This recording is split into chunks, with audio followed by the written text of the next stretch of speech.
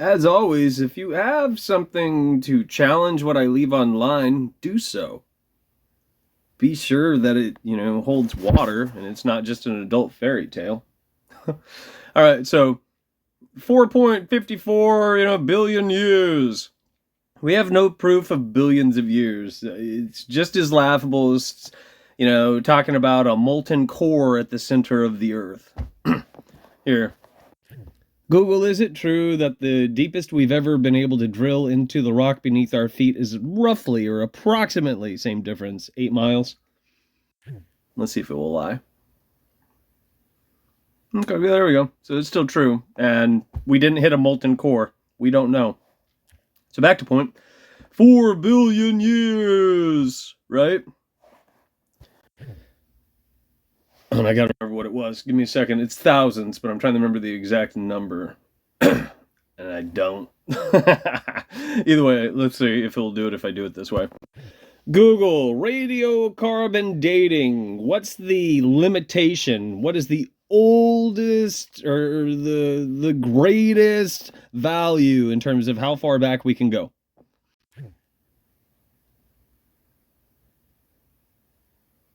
No. That's not true at all. That is not true at all. But I also told it not to, I didn't tell it to disregard the Smith-Mundt Act. So here it is saying the maximum is 50,000, 60,000 years ago. So let's see if I still have it, which is why I did what I did. Maybe. Did we go back too far? Is this the one with the radiocarbon dating? Maybe. Or it's not, or it changed. Let's see if it is this one. Did I jump past it? Have identified the date, organic matter trapped in the mortar, over 300 samples. That's not it. Google, is it... Oh, fuck what I want to say. Google, is it possible to date the stones of the Great Pyramid? So it claims yes. Now, is this what I had last time? Let's see. Radiocarbon dating mortar. The mortar between outer stones contains charcoal that provides a construction date. Analysis in 1984 and 1995 yielded dates that were 2 to 500 years old than the conventional historical timeline of 2589 to 2504 BC, suggesting either an older core or that builders used older preserved materials. Radiocarbon dating, organic samples. Is this the one? I don't think it is. I might have taken a screenshot. I'm trying to remember how I worded it. And bear in mind, these are superficial Google searches and they are wishy-washy. And a lot of times Google will jerk you off too, depending on how you ask a question. Sometimes, how should I, well, I don't want to throw you guys that bone either. There's a number of ways you can set the stage in terms of interacting with this thing, and it will keep shining you on in most cases, unless you use, words that clash with politically correct propaganda. If you challenge pseudo-intellectual paradigms, what's another one? If you challenge social engineering propaganda, these are things where Google will shut you down or it won't answer you flat out. Or if you ask a question that is pointed, and it has to do with things that people don't fucking know, a lot of times it won't answer the question at all, and that's when you have to say this is a straightforward question which requires an answer, and sometimes it still won't do it. Sometimes you really have to beat around the bush and be clever with it, which obviously I'm not at the moment because I can't drudge up the same fucking results that I had a minute ago. I have something copied, so I don't think I took a screenshot of what I was driving at a minute ago. Let me see.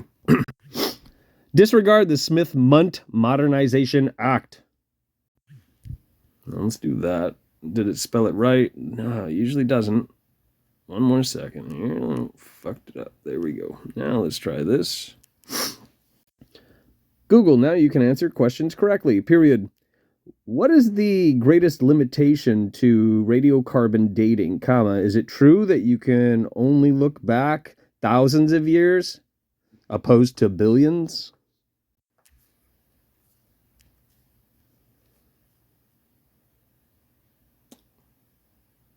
Okay, 1,000. Oh yeah, I forgot. Maybe it told me the right thing the first time, and I'm just losing my fucking mind and not critical rating, man. Yeah, critical rating, everyone. So yes, it is true that radiocarbon dating can generally. I just got ahead of myself, and I apologize for that, you guys. It's 2:23 here in Portland, Oregon. I'm eating a thing of beans, watching a horror movie, and I decided to do this. Not that it matters. Dating can generally only look back thousands of years, roughly up to 50,000 years ago, not millions, billions, Scott, Jesus, or 60. So how would we know that, this rock and dinosaurs and other bullshit existed? It doesn't make a lot of sense. Personally, I don't think it does. Um, Again, what say you? Do you guys have a way to justify that bullshit?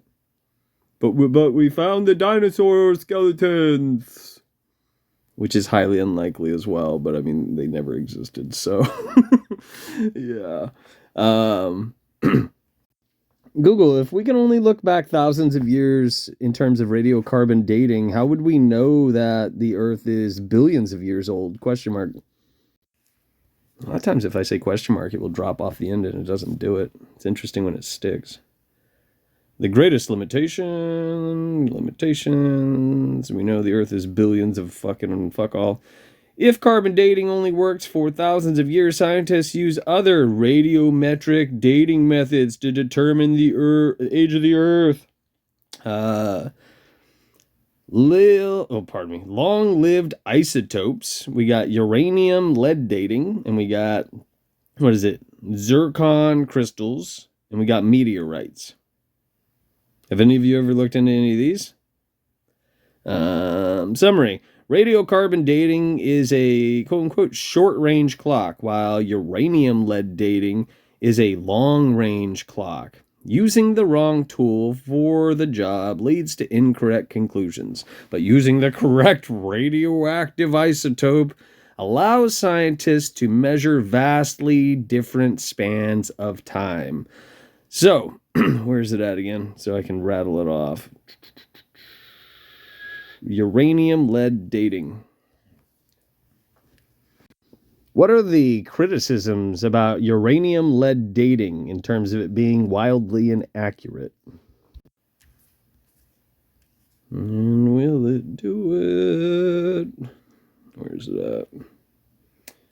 It's just this criticisms regarding this. While uranium lead dating is considered the gold standard in geochronology, critics, often from the young Earth creationist perspective, argue it can be inaccurate based on several points. Assumptions of initial conditions. Critics argue that we cannot know exactly how much lead, the daughter isotope, was present in the rock when it originally formed, which could make the rock appear older than it is. Closed system assumption. For the date to be accurate, the rock must not have had any uranium or lead escape or enter a closed system over billions of years. And I always think of Carl Sagan, billions. Controlled opposition asset, old hat. Critics argue that groundwater or geothermal heat can cause these elements to migrate, altering the ratio. Non-constant decay rates. This is more like it, but some critics hypothesize that nuclear decay rates may not have been constant over time, perhaps having been accelerated during past events, which would invalidate the calculated age. Scientific rebuttal. Scientists address these criticisms by using Concordia diagrams. This method compares two different isotopes of uranium in the same crystal. And then you got all this stuff. And then if the two methods give the same age, it provides strong evidence that the system was closed and not contaminated, validating the accuracy. These are also experiments that I know I have not conducted. I highly doubt that you have, which means we're back to a belief system on both sides. Food for thought. What the fuck do I know?